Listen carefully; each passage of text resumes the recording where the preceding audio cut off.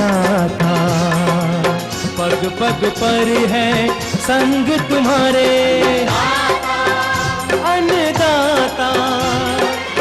लहू किसानों का बन के पसीना सींचता है धरती का सीना। मेहनत का तेरी हक दिलवाने, नई तकनीक नई खोज बताने।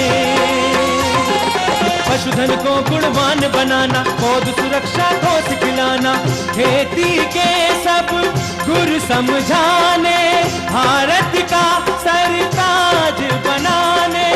आठों पहर है संग तुम्हारे अन्नदाता,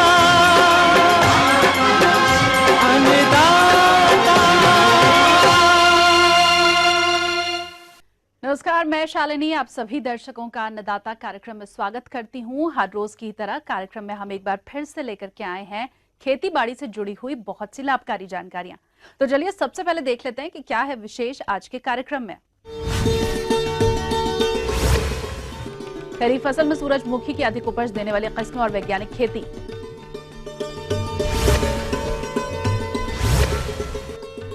मिश्रित मछली पालन करके कैसे कमाएं अच्छा लाभ।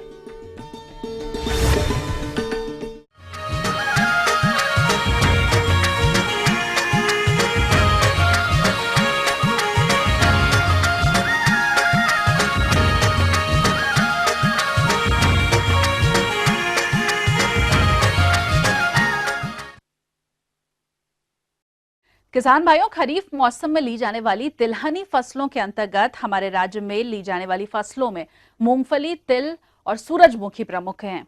और इनमें से अगर सूरजमुखी की बात की जाए तो इसकी खेती लगभग 2000 हेक्टेयर में की जाती है, जबकि औसत उपज लगभग 13 क्विंटल प्रति हेक्टेयर ही है। अगर इसकी कम उपज के कारणों पर गौर करें तो इसमें प्रमुख है उन्नत किस्मों का चयन नहीं करना और परंपरागत तरीके से खेती करना। लेकिन अगर इसकी उन्नत किस्मों का चयन करके वैज्ञानिक तरीके से खेती की जाए तो फसल से अधिक उपज प्राप्त की जा सकती है। तो सूरजमुखी की उन्नत तरीके से खेती के बारे में विस्तार से जानकारी के लिए देखिए हमारे कार्यक्रम की यह विशेष प्रस्तुति। अब इसकी खेत की तैयारी के लिए अगर धान की खेती की है तो उसमें 2 प्लाविंग और 1 प्लैंकिंग करने से इसकी खेत तैयार हो जाती है। अगर कोई दूसरे हल्की फसल है और दोमट मिट्टी है तो उसमें 1 प्लाविंग से भी काम चल जाता है। उसके बाद उसमें आप 1 प्लैंकिंग कर दीजिए, पाटा दे दीजिए और समतल कर दीजिए।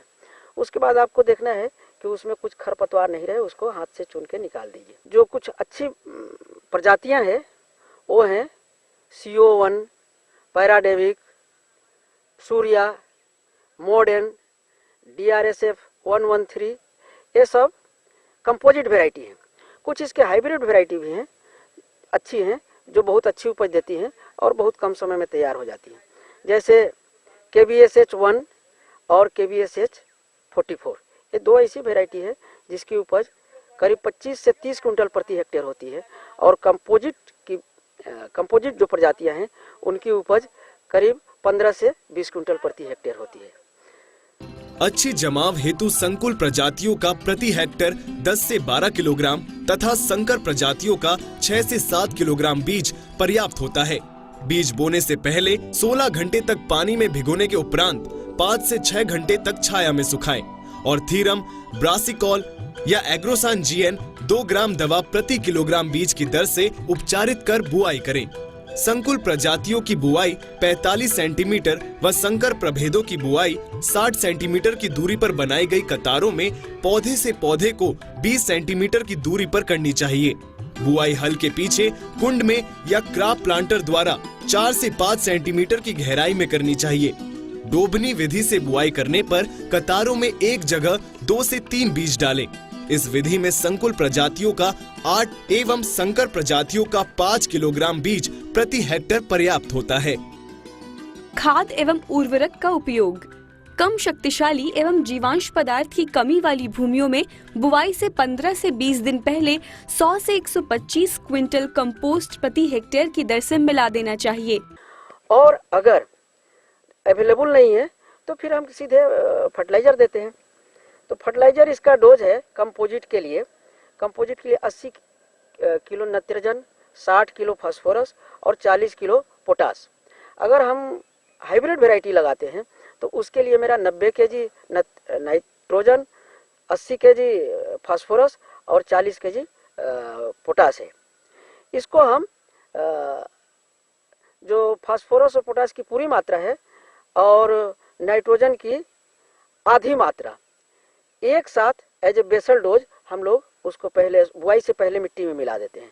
लेकिन उसकी जो आधी नाइट्रोजन की जो आधी मात्रा बची हुई है उसको 2 भाग में विभक्त करके एक 25 से 30 दिन इरिगेशन के बाद उसको टॉप ड्रेस कर देते हैं, और दूसरा जब उसमें बर्ड इनिशिएशन होने लगे, फ्लावरिंग होने लगे, उस समय उसको एक टॉप ड्रेसिंग के द्वारा नाइट्रोजन का एप्लीकेशन कर देते।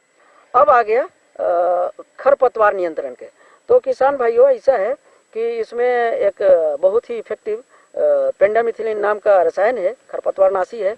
उसको हम लोग बुआई के ठीक बाद या दूसरे दिन या तीसरे दिन जरूर हम लोग करीब 3.3 लीटर, करीब 3.25 लीटर 1800 से 1000 लीटर पानी में मिला के बढ़िया से स्प्रे कर देते हैं। तो ये संकरी पत्ती और चौड़ी पत्तियों वाली कुछ घासों को इफेक्टिवली कंट्रोल कर लेता है। तो ये थी कुछ उपयोगी जानकारियां। अब लेंगे एक छोटा सा ब्रेक, जल्द हाजिर होंगे।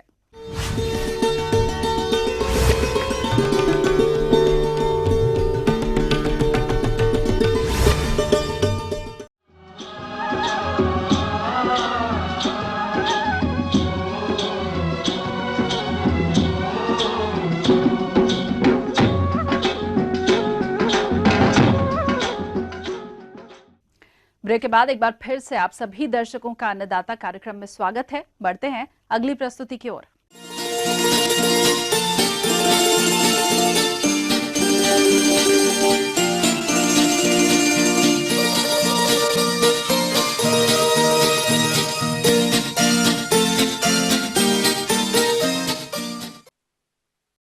मछली पालन व्यवसाय से मिलने वाले लाभ को देखते हुए प्रदेश के कई किसान भाइयों का रुझान इसकी तरफ बढ़ा है, लेकिन हमारे कुछ मत्स्य पालकों को इस व्यवसाय से उतना लाभ प्राप्त नहीं हो पा रहा जितना उन्हें मिलना चाहिए।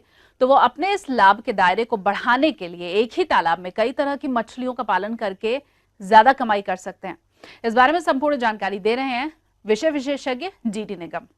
मिश्रित मछली पालन तकनीकी वह तकनीकी है जो एक साथ कई प्रकार की मछलियों को एक ही तालाब में पाल करके उनसे ज़्यादा से ज़्यादा आमदनी प्राप्त कर सकते हैं। और इसका मुख्य उद्देश्य यह है कि एक साथ चाहे ऊपर की मछली हो, चाहे बीच की मछली हो, चाहे नीचे की मछली हो, वह एक साथ पलती हैं और एक दूसरे को खाती नहीं हैं और अपने अपने स्थान पर रह करके अपना भोजन ग्रहण करती हैं।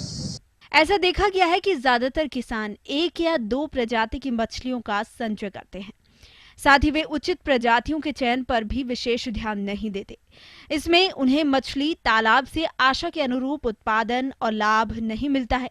इसलिए आपको इसकी जानकारी होना जरूरी है कि मछली तालाब में किन किन प्रजाति के मछलियों का पालन किया जाए। इसमें ऊपरी तल की जो मछली है वह भारतीय मेजर कार्प, जिसे हम कतला कहते हैं, वो रहती है। और दूसरी प्रजाति विदेशी प्रजाति की मछली जो सिल्वर कार्प है वो रहती है। इनकी संख्या जो है कतला की संख्या 500 और सिल्वर कार्प की संख्या 1000 रखी जाती है। इसके बाद जो बीच वाला तल है उसमें भारतीय देसी प्रजाति की मछली रोहू रहती है और जिनकी संख्या हम 1500 रखते हैं। और उसके साथ ग्रास कार्प मछली विदेशी मछली है जो रहती है, उसी संख्या हम 500 रखते हैं। जो नीचे का सतह है निचले तल पर वो देसी मछली जो जिसे हम नैन कहते हैं, सिराइना मृगाला, और विदेशी मछली कॉमन कार्प मछली है जिनकी संख्या हम 750 रखते हैं। इस प्रकार ये तीनों प्रकार की जो मछलियां हैं, यह चाहे विदेशी मछली हो चाहे भारतीय मेजर कार्प हो, यह एक साथ रहती हैं और एक साथ भोजन करने के इसमें भोजन उपलब्ध रहता है तीनों तलों पर। अब सबसे बड़ी बात यह है कि जो ऊपर वाली जो मछली है, जो कतला मछली है, जिसे कतला कहते हैं, वह जो है उसमें मुंह जो है ऊपर की तरफ रहता है और इसमें दांत नहीं होते हैं और ज़्यादातर ये पशुओं से संबंधित जो प्लैंकटन है उसको खाती है। और सिल्वर कार्प दूसरी मछली जो है वो भी, उसमें भी दांत नहीं होते हैं और वो ज़्यादातर वो वनस्पतियों से संबंधित स्पाइरोगायरा है, वालवाक्स है, इसके जो प्लैंकटन होते हैं उसको खाती है। जो बीच वाली मछली जो हमने बताया, जो देसी मछली है वो रोहू है। रोहू मछली जो है लेबियो रोहिता के नाम से जानी जाती है। इसमें सब टर्मिनल माउथ होता है और इनमें दांत पाए जाते हैं और दांत कुतरने वाले होते हैं और छोटे छोटे दांत होते हैं और बीच में नहीं होते, चबाने वाले दांत नहीं होते, कुतरने वाले दांत होते हैं। यह जो है जंतु प्लवक जिसे कहते हैं, ये ज़्यादातर खाती हैं। और जो दूसरी विदेशी प्रकार की मछली है वो ग्रास कार्प मछली है। ग्रास कार्प मछली जैसा कि नाम है, इसकी यदि 200 ग्राम की हो गई है तो 1 हेक्टेयर के तालाब में मात्र जो है 200-300 मछली डालने की ज़रूरत पड़ती है, पूरे तालाब को ये साफ कर देती है। तो ऐसी मछली ये है। और इसमें सबसे बड़ी खास बात ये है कि इसकी अंतर्गत जो है आंतें जो हैं इसकी छोटी होती हैं और ये ज़्यादा अपने वजन के बराबर या वजन के दोगुना जो है अपना भोजन ग्रहण करती है।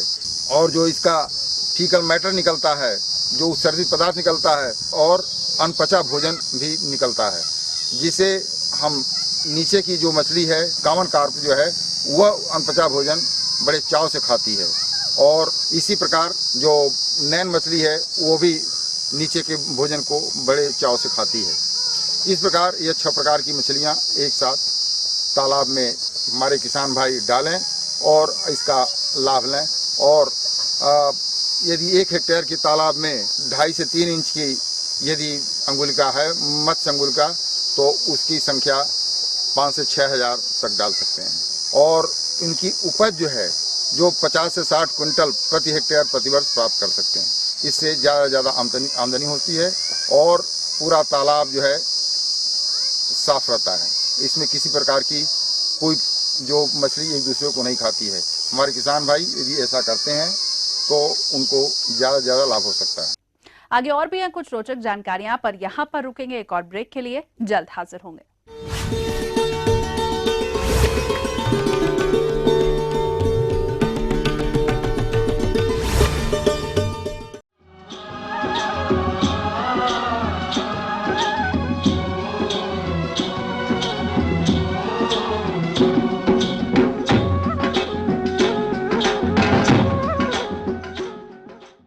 ब्रेक के बाद आप सभी दर्शकों का एक बार फिर से स्वागत है और चलिए अब रुख कर लेते हैं अगली कड़ी की ओर।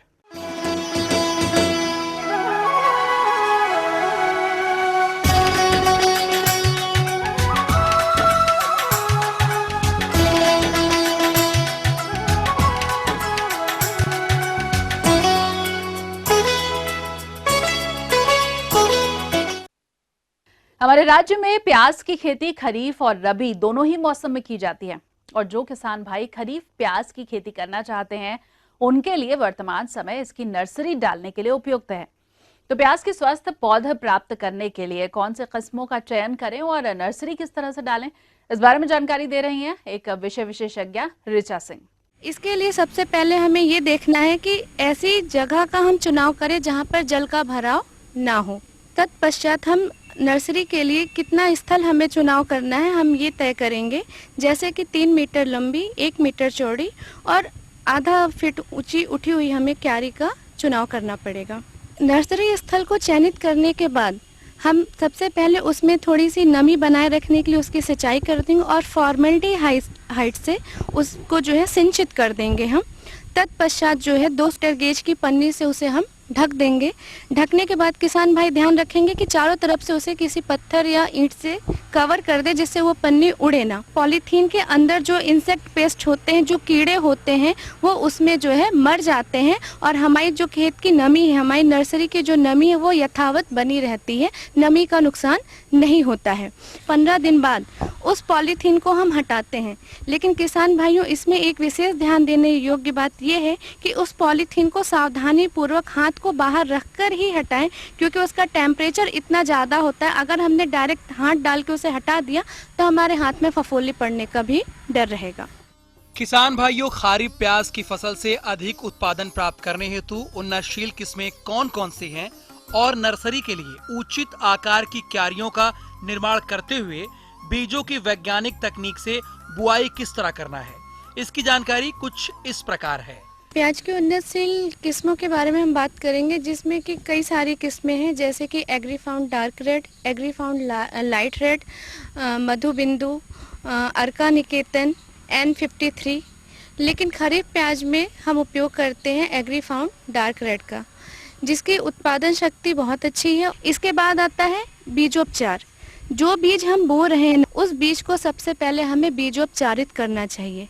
उसके लिए हम थायरम, कार्बेंडाजिम, इन सारी फंजीसाइड दवाइयाँ होती हैं, जिनको कि 1 किलोग्राम बीज में 1 ग्राम दवा की आवश्यकता पड़ती है, जिसका खर्च मुश्किल से 1.5 से 2 रुपए आता है।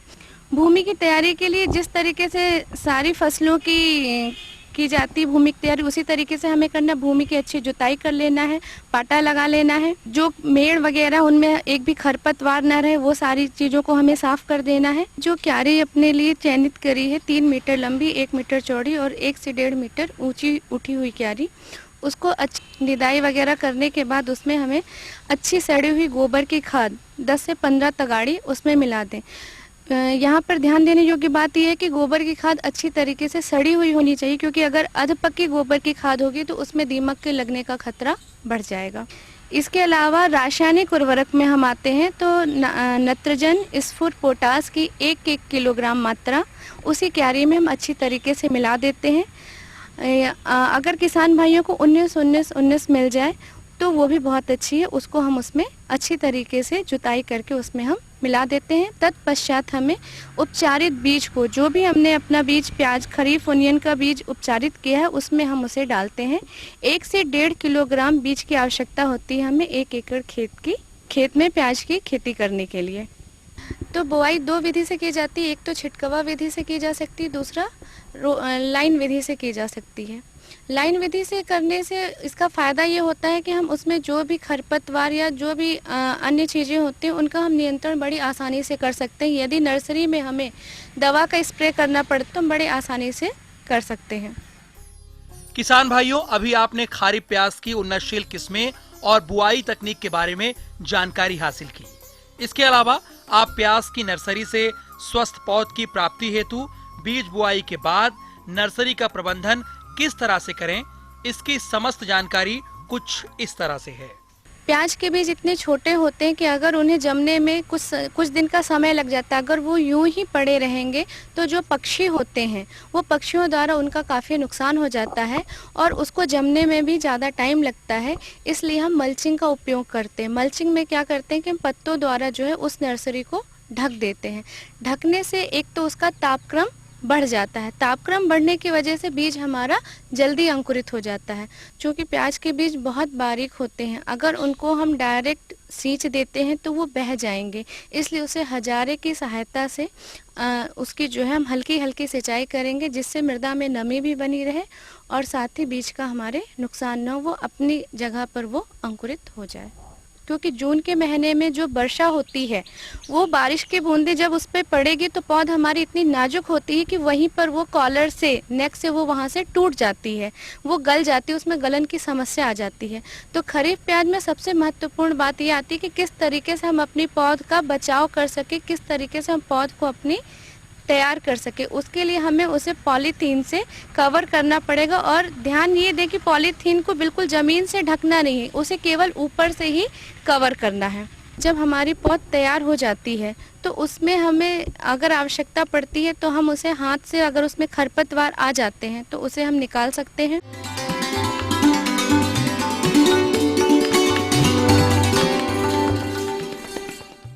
अन्नदाता हेल्पलाइन निःशुल्क फोन संपर्क सेवा के माध्यम से आपके द्वारा पूछे गए कृषि से जुड़े हुए प्रश्नों में से एक या फिर 2 महत्वपूर्ण प्रश्नों को हम अपने कार्यक्रम में शामिल करते हैं और इसी के तहत आज का चयनित प्रश्न और उसका जवाब इस प्रकार है। जिला कटिहार से कीर्तिराज पंत जी, आप अन्नदाता निःशुल्क फोन संपर्क सेवा के माध्यम से बैकयार्ड मुर्गी की उन्नत नस्लों पर जानकारी चाहते हैं।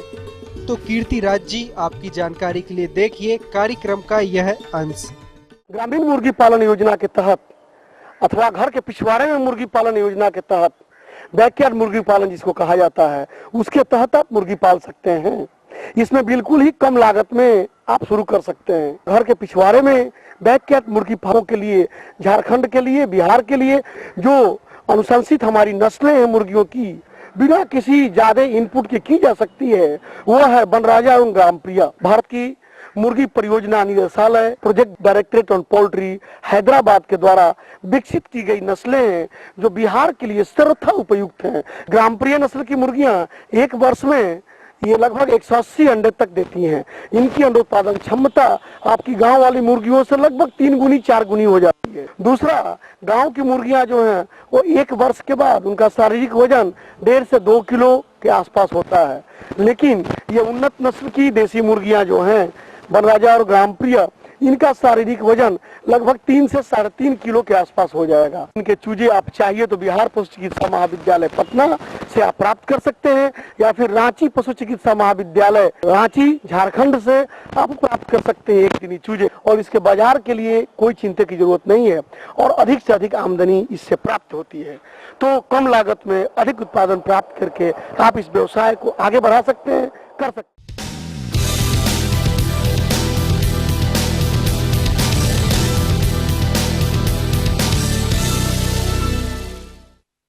राज्य की विभिन्न मंडियों में कृषि उत्पादों के चढ़ते उतरते बाजार भाव की संक्षिप्त जानकारी इस प्रकार है।